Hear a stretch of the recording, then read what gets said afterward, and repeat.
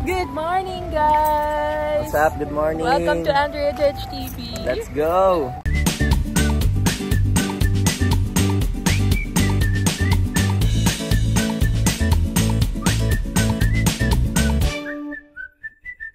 So, ayan, Monday here sa US and off kami parehas. Yes. And ayun, excited kami to today because may few hours kami together na yung mga bata na sa school. Few hours na solo. Yes. So, ayun. And wala kang pasok. Yeah. Wala akong pasok. Samahan nyo kami, guys. Ngayon, emission testing magpapa-emission testing kasi kami. kailangan namin i-renew yung sticker dito ni Ringo. So, dito sa Illinois, guys, kailangan ng emission testing before ka bigyan ng sticker. So yung sticker nire-renew siya every year. I don't know kung parehas sa ibang state ba yung mga ganon. Hindi ko lang sure, guys. Yeah. Comment down below mga states nyo. Pero dito sa Illinois kasi kailangan namin ng sticker every year. Yeah. And we need to pay for that sticker. And yan, ngayon na rin ba natin i-renew yung sticker? Yeah, after mag-emission testing, pwede ka na mag-renew. Kung ma-clear yung sasakyan. Yeah. Sa emission, guys, kailangan makapasa yung sasakyan mo. Pag hindi ka pwede bigyan ng sticker. Yeah. And I think yun yung rationale kung bakit kailangan ng sticker para at least na ma-monitor yung sasakyan. Kasi the more na mas luma yung sasakyan mo at hindi makapasa sa emission, the more na makakasira sa environment. Parang ganon. Yeah. Yung emission testing, guys, actually libre yun. Yeah. Part yun ng Illinois. Yung sticker, every year, lahat ng kotse dito kailangan so magkano yun? Most depende sa type ng kotse mo. Pero nag-range siya between $100 to $130. So isipin nyo, yearly nagbabayad kami ng $1, 2, 3, $300 depende sa yearly. dami ng sasakyan nyo, syempre. So, ayan. So, yun. Samahan nyo kami, guys. Yeah, hindi pa kami nagbe-breakfast, guys. Baka sa labas na din kami mag-breakfast. Isama na lang din namin sa vlog. Yeah, pero, and nag-request ako na dadaan kami sa Dollar Tree. So, samahan nyo kami mag... tingnan natin. Yung Dollar Tree store, guys, context lang. Yeah. Lahat ng item doon is $1. Pero may mga pailan nila na 1 point something. Actually, na ngayon, na sila, Dad? Nag-increase? I think a year ago, $1.25 na lahat. Yeah. Lahat. So, hindi na sila $1.25. Dahil sa inflation, right? May increase na ng 25 cents. Yan. So, alam ko sa sa Canada, mga shoutout mga buhay Canada vlogger dyan. May mga parang ganun din, $1 store. Doon kami nabuhay, guys, nung nag-start kami dito sa US. Namin. Kaya hindi nyo masasabi na di sila nagda-$3 or kung ano man or something. Guys, for 1 or 2 years doon kami bumibili ng shampoo. Alam mo yon, kasi kailangan din namin magtipid. Di lang ako nagbablog nun or di lang kami nagbablog ng mga time na yon na nagpunta kami dito sa US during our adjustment period. Yeah, kaya malaking tulong din. Yung experience talaga din namin is nag-start din kami talaga sa scratch. Nag-start kaming walang sasakyan, nag-start kaming bumili ng second hand na sasakyan, and lagi kami nag-grocery sa Dollar Tree or sa Dollar Store. Kahit mga di ba, yung mga chocolate, doon namin binibila ng chocolate si Claire. Yung mga laruan doon. Mga laruan niya doon, Dollar Tree lang. Hindi ganun kamahalan pa ng mga laruan. Yes. Pero ayan, samahan nyo kami para makita nyo yung itsura ng Dollar Tree dito at kung ano na yung paano mga yung gagawin sa pwede emission nyong mabili doon. And yes, samahan nyo para kung anong makita nyo din kung paano mag-emission test here sa Illinois. Let's go! Bye!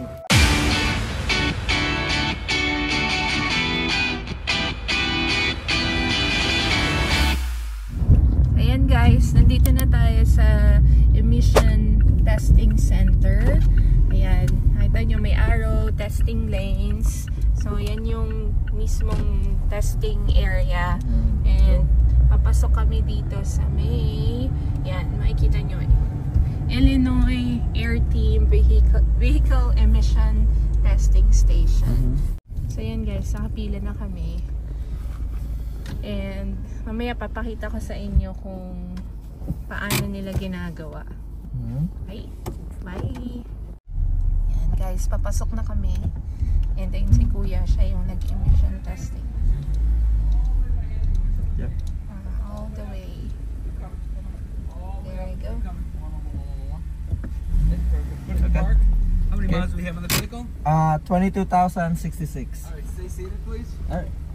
Yan, may ginagawa si Kuya yung lalagay niya ng ano. Ano yun? Kalso? I'm gonna open up your door. Yan. Alrighty. Pinicturean niya yung, Alright. scan niya yung VIN. Over here on this chair. You buying a sticker tonight?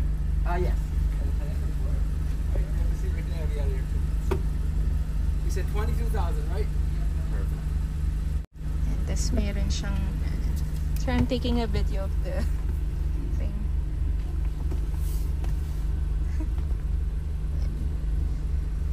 Just looking for the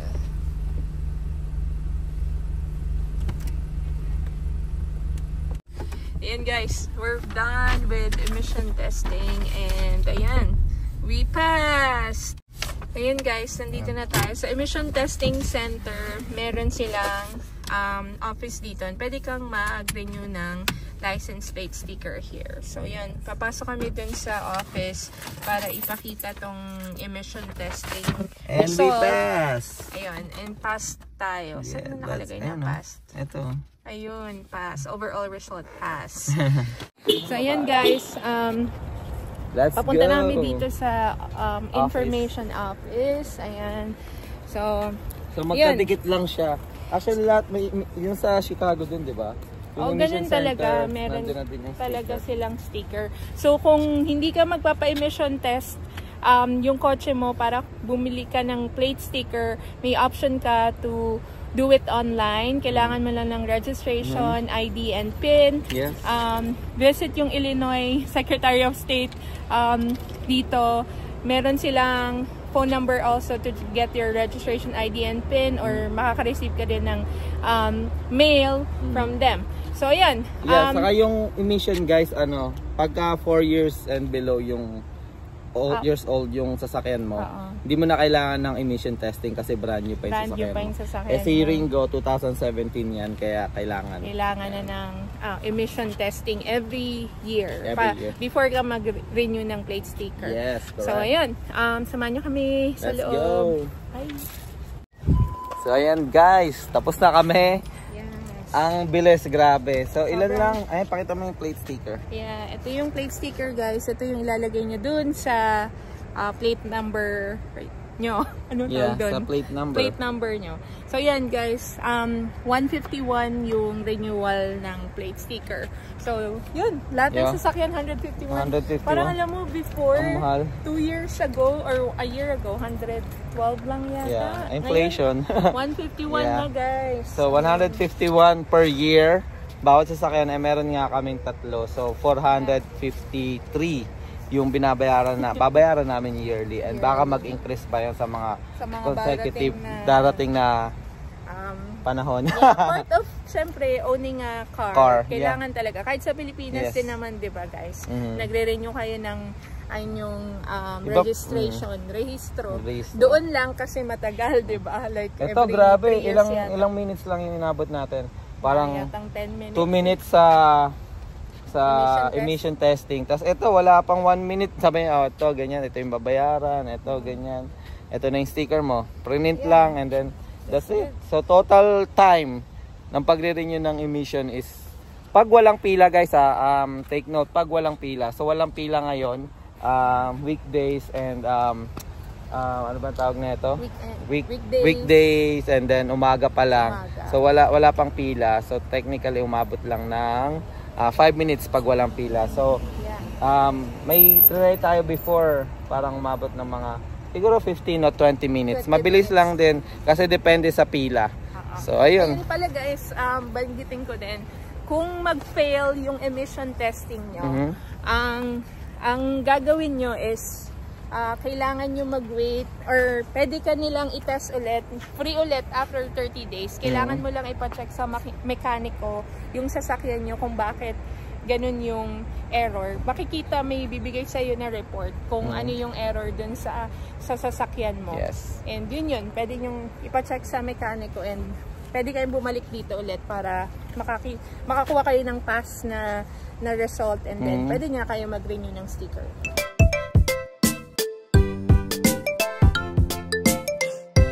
So ayan, dito kami ngayon sa Panera guys. Dito kami magpe-breakfast. So ito yung mga menu nila.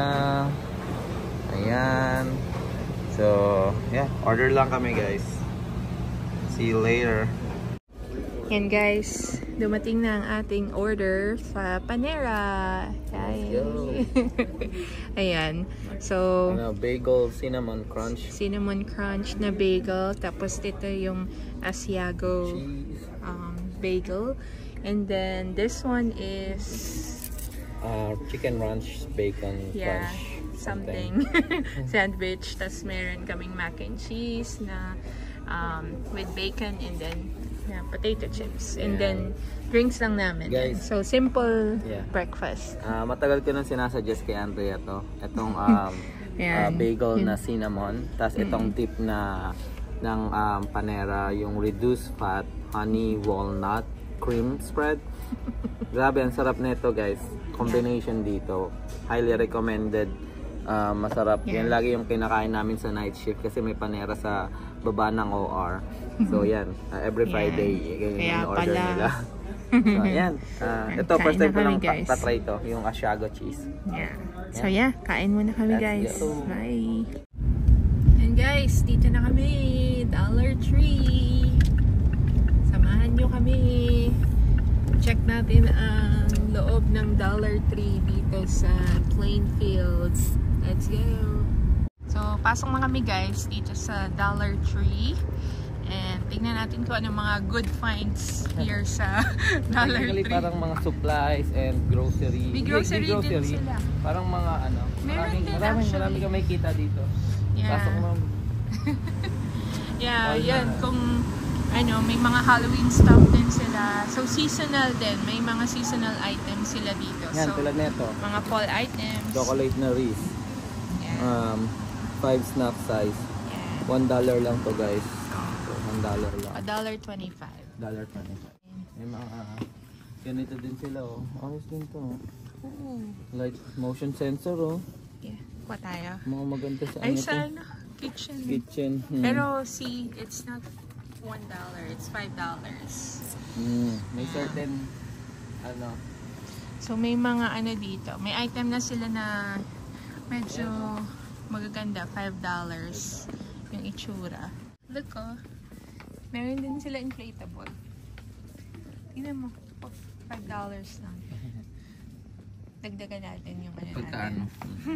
Magkakaubos na. So guys, tagal na namin di nagpunta dito. Siguro mga 3-4 years. Hindi naman. Every now and then ako pumupunta. Si Judge medyo matagal nang hindi nakarating. Air freshener. Oo, yung last na nagpunta dito si Judge for sure. Wala pang $3, $5. Puro $1. Grabe guys, nagmahal na. Kahit $3, nag-i-increase na sila. Kailangan na rin. Tsaka yung mga items is like upgradable. Siyempre, biruin mo, magkakaroon ka ng ganito. $1, hindi naman. So, they need to put some items na good quality. And syempre, yung price din. Ayan, so dati dito kami bumibili din ng mga pang detergent namin. So $1 lang talaga, tingnan natin. Same pa din pero $1.25. So yan, dito kami bumibili ng panglabada namin. Sabon kasi namin. Saka mga panglinis-linis guys dito. Yung laundry area na inaanuhan natin, katabi niya is $3 dun sa may Irving Park. Mga panglinis, saka dishwashing soap dito. Panglinis sa bahay. Saka dati school supplies ni Claire. Dito kami bibili ng school supplies ni Claire. Talagang suki kami ng $3. Oo. Maganda naman mga items. So yung mga bago guys, grabe. Sipin mo, $1. Pero ito, may $5 na sila. Oh. Meron na rin talaga. Pero $1.25. Pero guys, makakamura pa rin kayo pag dito kayo pumunta sa Dollar Tree. Yung mga school supplies, marami dito. Minsan dito ako bumibili ng mga school supplies ni Claire. Ayun, yung mga kailangan niya sa school. Kasi marami dito available. And so, na-affordable pa. So ayan guys, pag nagpa-party din kami noon, dito kami bumibili ng mga party supplies. Kasi $1 lang, 10 pieces sometimes, di ba, Hal? Yeah. Sa mga gift wrapper, yan, dito ka bibili pag Christmas. Yan, guys. Tips lang, guys, yung mga bago dito sa US, paparating pa lang. Yan, hanapin nyo yung $3. Ito yung nahanap ni Andrea, guys, oh. Para sa kitchen. Oo. Yan. Pang-organize ko. Yan, dito ako bibili guys ng mga containers kasi sobrang mura niya. Kasi hindi naman siya, kasi di ba yung mga nilalagyan nyo, hindi naman masyadong ginagamit. So, kung ano lang naman, lagayan lang ng, lagayan nito, $1.25, lagayan lang ng mga supplies, cleaning supplies mo, di okay. Yan na. Yan. So, yung 5 mo, $5 lang, di ba? Pang-organize mo ng mga kitchen power. Yan. Sige, pipili lang si Andrea, guys, and update namin kayo. So, yan, kasi ito yung sabi ko, may grocery stuff din sila dito. Tulad yan, mga chilled products, and mga pang-breakfast, snacks, ice cream, yan. So, yung mga ice cream yan, guys, $5 lang. Kung bibili ka, yung Magnum, magkano sa Aldi? Mahal na nga yung Magnum sa Aldi, guys, eh. Pero dito, like, $5 lang. Ayan, yung mga snacks, $5. And, yeah, yung mga quick food, pang breakfast, ayan. Ito yung mga $1 nila, guys, mga pizza, quick pang baon, yan. Quick snacks or food, dito yan, $1. Ito may fast bites na burger, $1 lang yan, $1.25. And mga burritos, snacks, $1.25. So talaga dati dito kami bumibili, guys, ng mga grocery stuff namin. Yung di naman parate, pero pag may kailangan kami like quick run, yan, dito kami bumibili. Ito, baon ni Claire to dati, Kool-Aid eh. Yan, $3 lang isang box na yan, guys. So, ayan. And the rest is, ayan yung grocery area nila. So, kung mapapansin nyo, kompleto din naman almost dito sa $3. Ito ang problema pag sa $3 na sobrang mura, ang dami mong makikita, mapaparami ka rin ng bili. So, dapat ang goal niya lang is yung basket na red. Ayun lang, yun lang talaga. Pero tingnan mo yung hawak niya na ngayon. Ang dami na. So, ihilain ko na to palabas, guys, para ano, matapos na. Ha? Ayan, dog food, shampoo. Huwag mo ibayin yung story, tara na. Sige, guys, update na lang. Lalabas na kami bago pa umabot ng malakihan to. Ayan, guys, magbabayad na kami, guys. Oh, ayan yung mga yung red lang yan, guys, eh. 2 red lang dapat yung bibilhin, eh. Ayan na, guys. Alright, let's go. Tipid nga talaga sa $3. Let's go. Eto na siya. Etong $3 minsan, ano, eh, budol din talaga to, eh. Magkano inabot? $32. Yeah, pero $32, guys, ang dami na ding abubot na nabili. Ayan. Ayan, siguro dito na namin tatapusin yung vlog, guys. Thank you for watching. Salamat sa pagsama for today. Yeah, hopefully may mga natutunan kayo. Ayan, emission testing sa atong $3. Ayan, minsan wag kayo magpapaniwala dyan, joke lang. Yeah, tipid talaga dyan. I mean, niloko ko lang si Andrea. Mapapasarap ka ng shopping talaga kasi $1 lang. Ang mura ng mga bagay-bagay dito. And sometimes it's a good deal kung titignan mo. Like, kung gagamitin mo lang naman, hindi for, you know, long term or something, or ipaggagamitan ka lang, dito ka na pumunta. Kaysa bumili ka pa ng mga branded na mga gamit or sa mga Target or Walmart ka bibili. Siguro kung sa Walmart to, abot na to ng mga around like 60, 70. So, ayan. Siguro, dito na namin tatapusin yung vlog, guys. Maraming salamat sa pagsama and please keep on supporting our channel. Currently, it's 1,363 na tayo, guys. 137 na lang. And ano na tayo, 1,500 subscriber na tayo, guys. Yun. Maraming salamat, guys. And ingat kayo parati and God bless. Peace. Bye-bye.